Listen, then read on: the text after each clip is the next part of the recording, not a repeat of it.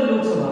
तो चलिए इसको पढ़ते हैं हमारे कॉन्स्टिट्यूशन। अच्छा, तो आप लोग भी आगे स्वागत है आप सभी का वैभव अकेडमी के यूट्यूब चैनल पे। हम लोग लास्ट जो क्लास किए थे उसमें हमने लोकसभा के बारे में पढ़ी थी कि उसमें क्या क्या वोट देने के लिए क्या क्या चीजें चाहिए, यूनिवर्सल एडेड प्रेसिडेंस के बारे में हमने देखा था, आर्टिकल 326 है ना। तो ये सारी चीजें हमने देखी थी। आज जो हमारा टॉपिक है, आज हम लोग इस टॉपिक पे बात करने वाले हैं कि अगर आप पार्लियामेंट के या तो अपर हाउस या फिर लोअर हाउस, मतलब कि लोकसभा या राज्यसभा के लिए, लेकिन हम लोग इसमें क्या पढ़ रहे हैं, सिर्फ हम लोग लोकसभा के बारे में देख रहे हैं कि लोकसभा के लिए क्या क्या क्वालिफिकेशंस होनी चाहिए। तो आप लोग मेरा लास्ट लेक्चर देखे होंगे, वहां पे मैं लोकसभा के बारे में तमाम जितनी भी चीजें होती है मैंने बहुत डीप से बताया था। और आज का जो हमारा टॉपिक रहेगा, जो फर्स्ट टॉपिक रहेगा वो रहेगा qualification for the member of Lok Sabha, मतलब लोकसभा के मेंबर बनने के लिए आपके पास क्या क्या क्वालिफिकेशंस होनी चाहिए, है ना। फिर उसके बाद हम लोग आएंगे डिस्क्वालिफिकेशन पे कि आप जिस प्रकार से आपको कुछ क्वालिफिकेशन चाहिए होता है किसी भी इंस्टीट्यूशन या आपको कोई जॉब करनी है, तो आपको कुछ क्वालिफिकेशंस होता है ना, मिनिमम आपको 12th पास होना चाहिए, ग्रेजुएट होना चाहिए। उसी प्रकार से जो हमारे पार्लियामेंट है उसमें लोकसभा में भी क्या है, तो लोकसभा राज्यसभा दोनों के लिए क्या है, कुछ क्वालिफिकेशन और डिस्क्वालिफिकेशन दी गई है। अगर उस क्वालिफिकेशन पे आप खड़े नहीं उतरते हैं तो फिर आप एमपी नहीं बन सकते, है ना। तो ये राज्यसभा के लिए और लोकसभा के लिए अलग अलग क्वालिफिकेशन है, तो उसी को आज हम लोग देखने वाले हैं। जो दूसरा जो हमारा टॉपिक है वो है टर्म, कि भैया जो लोकसभा है इसका टर्म क्या है, कितने सालों तक रहता है। फिर जो हमारा थर्ड टॉपिक आएगा सेशन ऑफ द हाउस, बहुत इंपॉर्टेंट टॉपिक है ये, बहुत ध्यान से समझिएगा। फिर हम लोग आज पढ़ने वाले हैं लैंग्वेजेस के बारे में। फिर हम लोग देखेंगे पावर और एडवांटेजेस, क्या लोकसभा के पास क्या क्या पावर्स और एडवांटेजेस उसके बारे में देखेंगे। और हम मेरा आज जो मकसद रहेगा कि आज लोकसभा के जितने भी तमाम जो टॉपिक्स है वो खत्म कर दी जाए और फिर हम लोग अगला जो टॉपिक पे मूव ऑन करेंगे जिसका नाम है स्पीकर ऑफ लोकसभा। चलिए स्पीकर, आइए बात करते हैं। लोकसभा में स्पीकर ही होता है, चलिए देखते हैं यहाँ पे। अब आता है qualification for the member of Lok Sabha. It means कि what are the qualification that you will have to need, मतलब you will have must have to be the member of parliament of the Lok Sabha, lower house of the parliament. तो चलिए देखते हैं। ये हमारे India के constitution में आर्टिकल नंबर 84 है, इसमें क्वालिफिकेशंस की बात की गई है ना। तो इसमें जो फर्स्ट आता है हमारा वो कहता है सिटीजन ऑफ इंडिया। इसका कहने का मतलब है कि आपको क्या होना चाहिए, सबसे पहले भारत का नागरिक होना चाहिए। अगर आप एमपी बनना चाहते हैं, लोकसभा के मेंबर बनना चाहते हैं, तो you must have to be the citizen of India, ठीक है, अदरवाइज आप डिस्क्वालीफाई हो जाएंगे। The second point is that कहता है कि एट लीस्ट 25 इयर्स ओल्ड, मतलब जो आपका एज होना चाहिए वो कम से कम कितना होना चाहिए, 25 साल होना चाहिए। अगर आपका कम से कम मिनिमम तो 25 इयर्स ओल्ड, अधिकतम कितना भी हो सकता है, लेकिन मिनिमम आपको कितना होना चाहिए, 25 ईयर के आपको होना ही चाहिए। चलिए जो थर्ड पॉइंट कहता है not proclaimed offender. Not proclaimed offender का मतलब है कि अगर आप किसी एक्यूज ना प्रूफ हो जाए किसी केस में, है ना, आपको प्रोक्लेम ऑफेंडर नहीं होने चाहिए। अगर होंगे तो आपको क्या कर दिया जाएगा, डिस्क्वालीफाई कर दिया जाएगा। चलिए ऐसे आपने बहुत सारे केसेस सुने होंगे, एमपीज और एमएलए के ऊपर केस चलते रहते हैं, तो जब तक वो प्रूफ नहीं हो जाते तब तक वो मेंबर बने रहते हैं, ठीक है। जैसे वो प्रूफ हो जाएंगे तो वो डिस्क्वालीफाई कर दिया जाएगा। चलिए आइए हम लोग अपना नेक्स्ट टॉपिक पे चलते हैं। तो हमारा फोर्थ जो आता है वो कहता है नेम इलेक्टोरल रोल्स, मतलब उनका भी इलेक्टोरल रोल्स में उनका नाम होना चाहिए। अगर इलेक्टोरल रोल्स में अगर उनका नाम नहीं है तो फिर वो क्या डिस्क्वालीफाई कर दिए जाएंगे। चलिए इसमें देखेंगे कि कौन बनाता है electoral roll, election commission of India, तमाम सारी चीजें हम लोग बहुत डीप पे पढ़ेंगे, है ना। तो लास्ट तक जुड़े रहिएगा मेरे से। चलिए अब आता है फिफ्थ पॉइंट जो कहता है possesses such other qualification as may be specified by the parliament from time to time। कहता है, इसे कहने का मतलब बहुत सिंपल शब्दों में मैं आपको समझाता हूँ कि अगर पार्लियामेंट को लगता है कि समय पे हमें कानून में कुछ चेंजेस करने की आवश्यकता है और उस आधार पे अगर उस क्वालिफिकेशंस को भी आपको फुलफिल करना पड़ेगा। जैसे कि मैंने पिछले वीडियो से बताया था कि लॉ का मतलब क्या होता है, कानून का मतलब क्या होता है, उसको एक शब्द में डिफाइन कर पाना उतना आसान नहीं है ना। तो उसी प्रकार से कि जैसे जैसे अगर पार्लियामेंट को लगता है कि क्वालिफिकेशन में कुछ और चीजें बढ़ानी चाहिए तो पार्लियामेंट समय समय पे वो कानून को लाएगा, तो फिर आपको उसके हिसाब से भी अपने आप को क्या करना होगा, क्वालिफाई करना होगा। चलिए मुझे समझ में आ रहा है कि आपको समझ में आ गया होगा। चलिए अब आता है हमारा 6th पॉइंट। अब कहता है कि ही और she should not hold any profit office of profit under the state और सेंट्रल गवर्नमेंट। बहुत इजी है, कहता है कि भैया अगर आप एमपी हैं तो आप उसी टाइम ना ही राज्य सरकार और ना ही केंद्र सरकार के अधीन कहीं भी कार्यरत होंगे। कहने का मतलब है कि भैया अगर आप कोई भी सरकारी स्कूल में हेडमास्टर है, गवर्नमेंट स्कूल में आप टीचर है, तो फिर आप उस पोस्ट को आपको त्यागना पड़ेगा आपको एमपी बनने के लिए। या फिर आप आईएएस या आईपीएस से कोई भी सेंट्रल गवर्नमेंट के अंदर आते हैं, कोई भी स्टेट गवर्नमेंट के अंदर कोई भी पोस्ट होल्ड करके रखे हुए हैं, तो आप उसी टाइम में दो पोस्ट होल्ड करके नहीं रख सकते, आपको एक पोस्ट से इस्तीफा देनी पड़ेगी। चलिए अब जो हमारा आता है 7th पॉइंट कहता है not be of unsound mind. Unsound mind का मतलब होता है जो अपने डिसीजन लेने में सक्षम नहीं नहीं हो। आप खुद ही सोचिए कि एक एमपी के ऊपर लाखों लोगों की जिम्मेदारी होती है, उसके गांव के चारों तरफ की, उसके पूरे समाज की। अगर कोई डिसीजन लेने में इनकॉम्पिटेंट हो जाए तो क्या फिर उसकी क्या ही अहमियत नहीं रह जाएगी। तो उसको कम से कम, उनको तो और ज्यादा रिसर्च करनी पड़ती है एमपी को, है ना, उनको तो माइंड से और ज्यादा स्ट्रॉन्ग होना पड़ेगा। तो क्या है, वो साउंड माइंड के होने चाहिए, हम साउंड माइंड के नहीं होने चाहिए। चलिए अब जो आता है 7 पॉइंट कहता है नॉट बी इंसॉल्वेंट और इन डेब्ट, कर्ज में नहीं होने चाहिए, है ना, इंसॉल्वेंस नहीं होनी चाहिए। तो ये सब सारी क्वालिफिकेशंस थी किसकी, लोकसभा के मेंबर की। चलिए तो हम लोग दोबारा से एक बार रिकॉल कर लेते हैं। जो फर्स्ट पॉइंट है सिटीजन ऑफ इंडिया, समझ में आया, एटलीस्ट कितने साल का होना चाहिए, 25 इयर्स। तीसरा पॉइंट कहता है नॉट प्रोक्लेम ऑफेंडर, कोई एक्यूज नहीं प्रूफ होने चाहिए।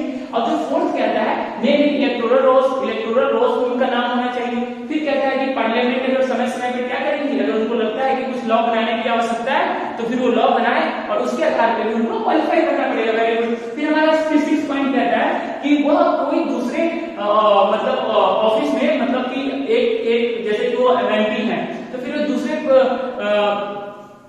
गवर्नमेंट जॉब में नहीं होने चाहिए, ना ही स्टेट गवर्नमेंट के अंदर और ना ही सेंट्रल गवर्नमेंट के अंदर। बहुत इजी पॉइंट्स है। फिर आता है हमारा नॉट बी अनसाउंड माइंड, मतलब अपने डिसीजन लेने में कॉम्पिटेंट होने चाहिए, अनसाउंड माइंड के नहीं होने चाहिए।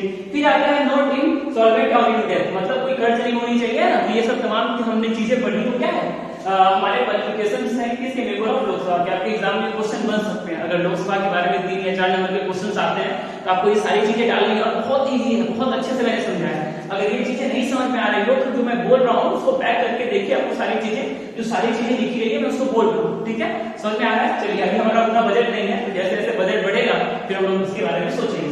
अब आता है हमारा डिस्क्वालिफिकेशंस। अब ये डिस्क्वालिफिकेशंस क्या है, तो बहुत इजी है।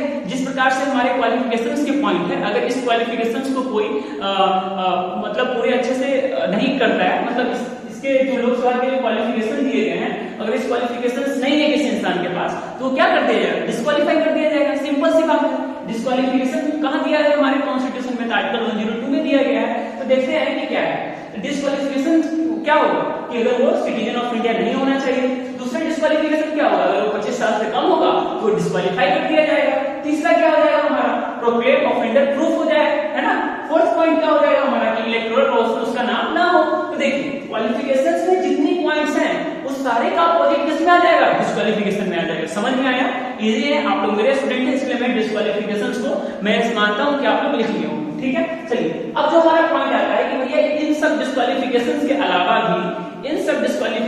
अलावा भी हमारे कॉन्स्टिट्यूशन में एक अमेंडमेंट किया गया 1951 में, जिसको हम कहते हैं disqualification representation of people act, representation of people act 1951। अब ये क्या है, एक है रिप्रेजेंटेशन ऑफ पीपल एक्ट 1950 और ये है 1951, दोनों अलग अलग चीजें है ना। तो देखते हैं, देखिए अब इसकी आवश्यकता क्यों पड़ी। तो देखिए हमारे कॉन्स्टिट्यूशन के जो पार्ट 15 है उसमें इलेक्शंस के रिलेटेड जितने भी कानून हैं सब पार्लियामेंट को ये पावर है कि उसके आसपास के लॉज वो खुद बना सकता है, उसके लिए लॉज पार्लियामेंट बना सकता है।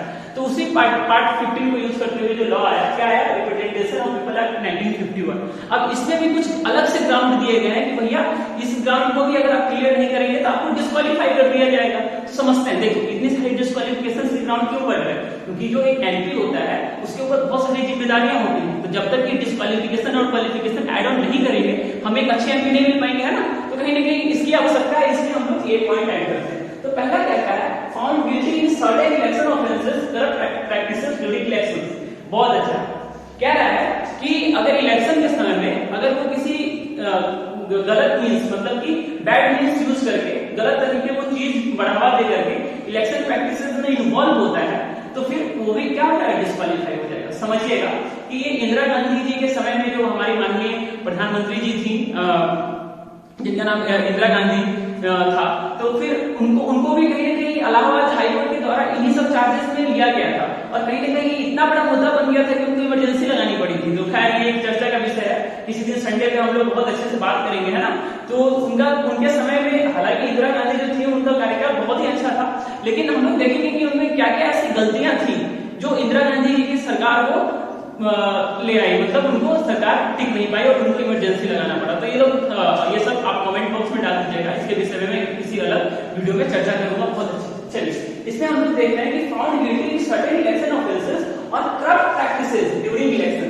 अगर इलेक्शन के समय में अगर आपने करप्ट प्रैक्टिसेस की हैं तो फिर आप क्या हो जाएंगे, डिस्क्वालीफाई हो जाएंगे। क्या हो जाएंगे, डिस्क्वालीफाई हो जाएंगे। चलिए देखते हैं। फिर आता है सेकंड पॉइंट हमारा आता है कि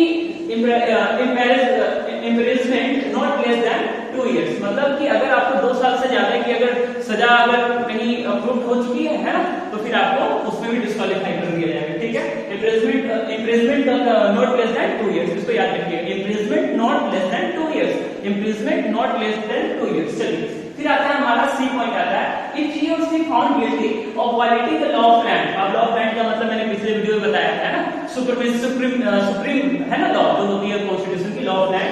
अगर such as narcotics customs act, अगर वह इंसान जो एमपी के लिए दावेदार अपना दावेदारी पेश कर रहा है, अगर वो किसमें गिल्टी फाउंड किया जाए, किस कौन से रूल को वायलेट करने से पाया जाए, narcotic and custom act, dowry act, और किसी भी वुमेन्स के अगेंस्ट में कुछ क्रुएलिटी कर रहा है, जिसके ग्राउंड पे भी हम उसको क्या कर सकते हैं, डिस्क्वालीफाई कर सकते हैं। फिर से समझिएगा, पहला पॉइंट आता है हमारा नारकोटिक्स एंड कस्टम एक्ट की वायलेशन, डाउरी एक्ट की वायलेशन, और किसी भी वुमेन के खिलाफ, किसी भी वुमेन के अगेंस्ट में क्रुएलिटी करता है तो उसको भी डिस्क्वालीफाई कर दिया जाएगा।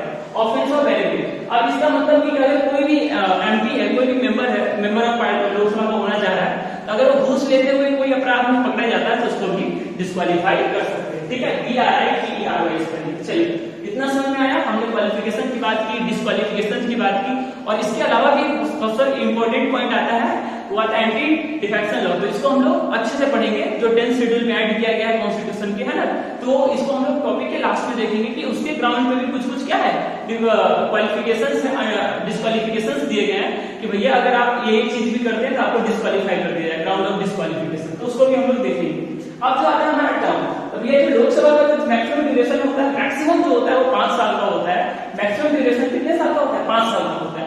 लेकिन अगर गवर्नमेंट चाहती है कि 5 साल से पहले भी हम इसको क्या कर ले, खत्म कर दे, डिसॉल्व कर दे इसको, लोकसभा को, तो वो प्रेसिडेंट किसके एडवाइस से, प्राइम मिनिस्टर के एडवाइस से उसको डिसॉल्व कर सकता है 5 साल के पहले। आपको कमेंट बॉक्स में बताइए कि अभी तक कितने बार डिसॉल्व की जा चुकी है लोकसभा। चलिए अब आता है हमारा extend to 1 year in emergency. कहता है कि अगर इमरजेंसी के समय में हम लोग ये इस लोकसभा के जो ड्यूरेशन है उसको 1 साल तक बढ़ा भी सकते हैं। ठीक है, फिर आता है हमारा सबसे इंपॉर्टेंट पॉइंट, अब आता है सेशन ऑफ द हाउस। अब क्या आता है हमारा session of the house. Emergency का मतलब समझते हैं आप लोग?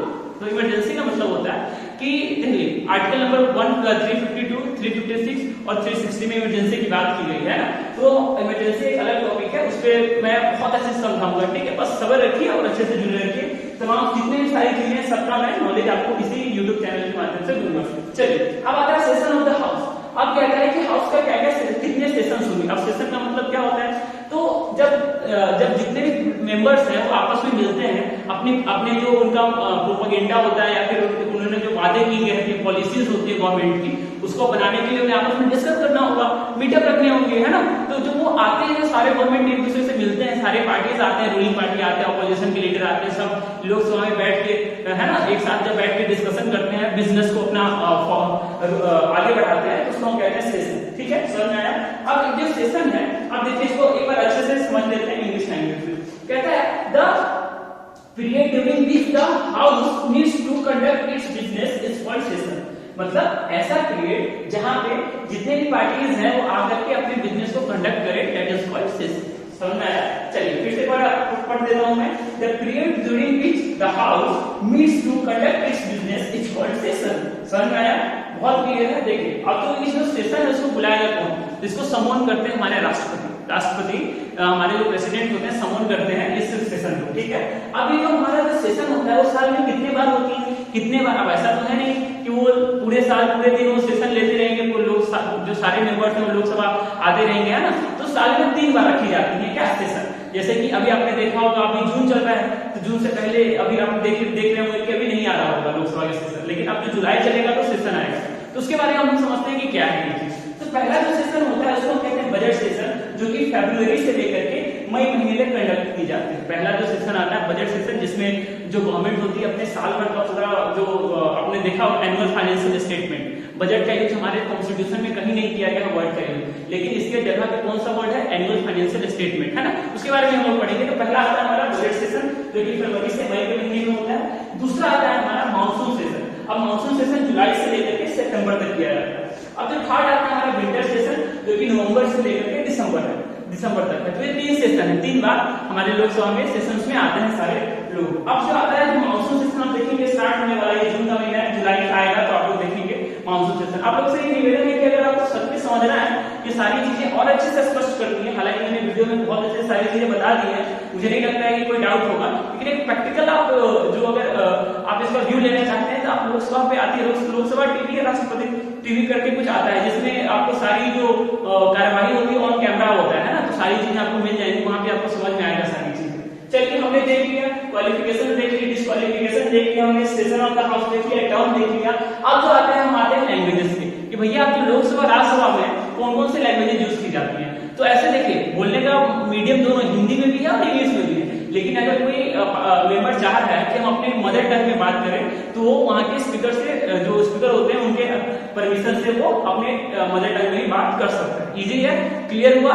बस नहीं समझ में आ रहा है पीछे कीजिए वीडियो, अच्छे से समझ में आ जाएगा। अब आता है हमारा पावर एंड एडवांटेजेस। अब जो लोकसभा मैंने बताया था कि लोकसभा जो है वो क्या है, परमानेंट हाउस नहीं है, जो राज्यसभा है वो परमानेंट हाउस है। राज्यसभा को किन किन नामों से जानते हैं, upper house and council of state. तो वो है हमारा राज्यसभा, जो कभी क्या नहीं होता है, डिसॉल्व नहीं होता है, लेकिन वो परमानेंट हाउस होता है राज्यसभा। लेकिन जो लोकसभा होता है वो डिसॉल्व हो सकता है, जैसे कि मैंने टर्म में बताया था कि राष्ट्रपति महोदय जी, माननीय राष्ट्रपति महोदय उनको क्या कर सकते हैं, डिसॉल्व कर सकते हैं, किसके सलाह से, हमारे प्रधानमंत्री और कैबिनेट ऑफ मिनिस्टर के सलाह से। चलिए अब जो आता है पावर एंड एडवांटेजेस, कि क्या क्या पावर है और क्या क्या एडवांटेजेस मिलते हैं लोकसभा को। कि जैसे कि अब लोकसभा है, तो लोकसभा की कितने सीटें हैं, 500, मैंने बताया था 550 से, है ना, 2 एंग्लो इंडियंस की सीटें हटा दी गई 104th अमेंडमेंट में, 2022 से, वो जनवरी से वो चला गया। लेकिन मैंने एक चीज बताया था कि जो लास्ट के वीडियो में मैं बता रहा था कि जो सीट जो है पहले क्या थी, 525 थी, बाद में 545 कर दी गई थी, वो स्टेट के लिए था, समझ आया, वो स्टेट के लिए था, है ना। तो उसको क्लियर कर लीजिएगा अच्छे से, एक बार मैंने कमेंट बॉक्स में लिख दिया उसका सारा चीजें, तो क्लियर कर लीजिएगा अच्छे से, ठीक है। कोई कंफ्यूजन होगा तो मुझे कमेंट बॉक्स में डाल दीजिएगा, है ना। तो स्टेट से मतलब था, ठीक है। चलिए अब आते हैं पावर ऑफ मतलब लोकसभा के पास क्या पावर है। तो भैया कहता है फर्स्ट जो पावर है वो मनी बिल्स है। अगर मनी बिल्स जो डायरेक्ट इंट्रोड्यूस कहाँ होता है, लोकसभा में होता है। मनी बिल्स क्या है, तो मनी बिल्स को हम लोग अच्छे से पढ़ेंगे। मनी बिल्स का मतलब बस इतना समझिए, जो इंपॉर्टेंट जितने भी टैक्स से रिलेटेड सारी चीजें जो होती है वो मनी बिल में होती है, गवर्नमेंट को करना होता है, जहाँ पे सारी इंपॉर्टेंट चीजें मनी बिल में होती है।